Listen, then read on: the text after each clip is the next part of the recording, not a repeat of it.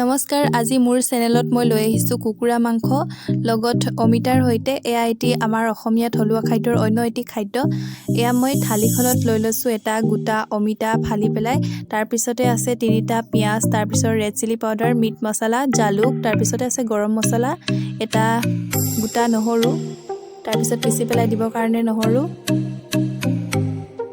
এইখিনি মই পিচি ল'লোঁ। তাৰপিছতে অমিতাখিনিও অলপ সৰু সৰুকৈ কাটি ল'লোঁ। পিঁয়াজখিনি সৰু সৰুকৈ কাটি লৈছোঁ।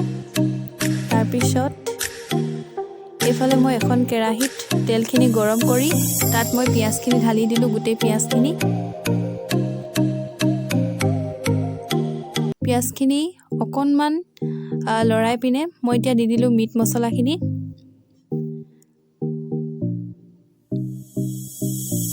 তাৰপিছতে মই এড কৰি দিলোঁ অকণমান ৰেড চিলি। বহুত বেছিকৈও নিদিওঁ, অলপ অলপ দিছোঁ। এইখিনি এতিয়া ভালকৈ মই লৰাই ল'ম। অকণমান ধুনীয়াকৈ সিজিবলৈ দিম পিঁয়াজখিনি। তাৰপিছতে মই ইয়াত দি দিলোঁ জালুক আৰু নহৰুৰ খুন্দা 2 চামুচ। অকণমান মই ৰাখি থৈছোঁ, নমাবৰ সময়ত দিম মই বাকীখিনি, এতিয়া গোন্ধটো ধুনীয়াকৈ থাকি যায়। তাৰপিছতে গোটা নহৰুটো মই ইয়াতে এড কৰি দিলোঁ।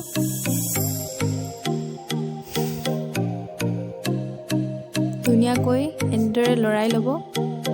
অকণমান সিজাৰ পাছত এইখিনিত মই এতিয়া মাংসখিনি, যিখিনি মই মেৰিনেট কৰি ৰাখিছিলোঁ, মেৰিনেট মানে কি, তাত মই নিমখ আৰু হালধি দি পেলাই ধুনীয়াকৈ অকণমান মিঠাতেল দি মই মাংসখিনি সানি থৈছিলোঁ, সেইখিনি মই এতিয়া ইয়াতে এড কৰি দিলোঁ।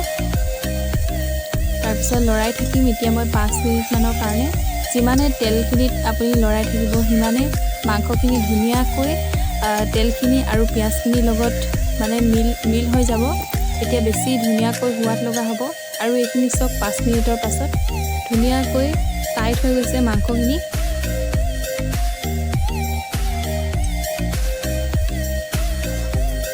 এনেদৰে আপোনালোকে এবাৰ বনাই খাই চাবচোন, বহুত বেছি ভাল লাগে।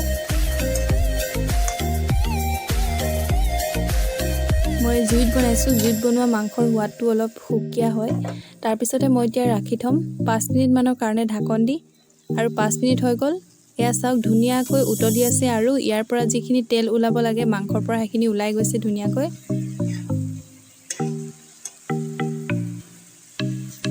এটা ধুনীয়া গোন্ধ আহিছে, জালুকৰ গোন্ধটো।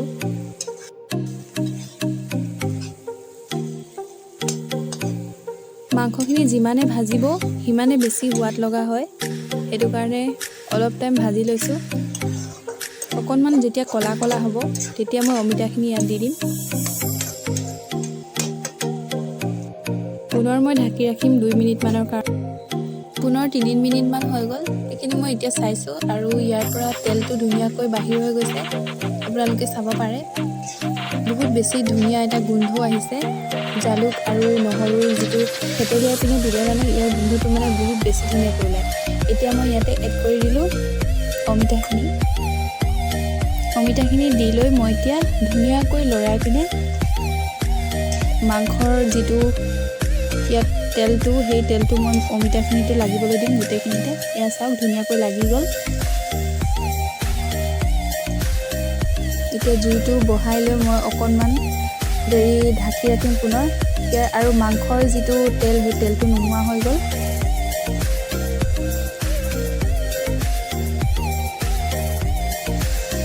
মই এতিয়া এড কৰি দিলোঁ ইয়াতে পানীখিনি। পানী মই বহুত বেছি দিয়া নাই, অমিতাখিনি সিজিবৰ কাৰণে জাষ্ট মই পানী ইয়াত এড কৰিছোঁ, নহ'লে অমিতাখিনি পূৰা মানে টান টান হৈ থাকে।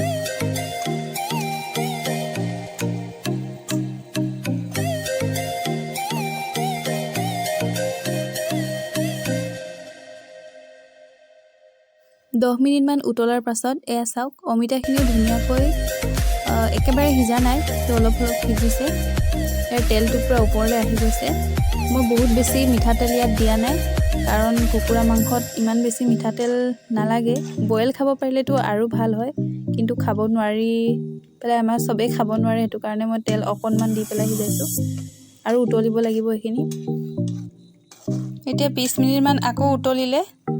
উতলাৰ পাছত মই অমিতাখিনি ভাঙি চাইছোঁ, অমিতাখিনি প্ৰায় সিজিয়ে গ'ল, কিন্তু আকৌ মই অকণমান টাইম বেছি উতলিবলৈ দিম, কাৰণ ইয়াৰ পানীটো শুকাব লাগিব আৰু অলপ। তাৰপিছতে অমিতাখিনি একেবাৰে নিজে নিজে ভাগি যোৱালৈকে মই ৰাখি থ'ম। তেতিয়া ইয়াৰ জোলটো বহুত বেছি ডাঠ হৈ যাব, খাই তেতিয়া বেছি ভাল লাগিব। ঢাকি ৰাখি মই এতিয়া পুনৰ আকৌ 20 মিনিট নহয় 15 মিনিটমান হ'লে হৈ যাব আৰু। এইখিনি একদম 50ৰ পৰা মানে 1 ঘণ্টা বুলিয়ে ক'ব পাৰি আৰু, সিমান টাইম মই সিজাইছোঁ। এইখিনি ধুনীয়াকৈ হৈ গ'ল, অমিতাখিনিও ভাগি গৈছে। তাৰপিছত মই এতিয়া অকণমান যে ৰাখি থৈছিলোঁ জালুক আৰু নহৰুৰ গুড়ি, এইখিনি মই ইয়াত এড কৰি দিলোঁ, ইয়াৰ গোন্ধটো যাতে আৰু ধুনীয়া হয় তাৰ কাৰণে। এইখিনি হৈয়ে গ'ল এতিয়া, জুইটো একেবাৰে মই কমাই দিলোঁ, পানীখিনিও শুকাই গ'ল। একদম বহুত বেছি এতিয়া ধুনীয়া গোন্ধ আহিছে আৰু খাবলৈও বহুত বেছি ভাল হ'ব। আপোনালোকে ট্ৰাই কৰিব, বহুত বেছি সোৱাদ হয় এইটো। মই আগতে খাইছোঁ কাৰণে মই বনাই প্ৰায় শ্বেয়াৰ কৰিছোঁ এতিয়া।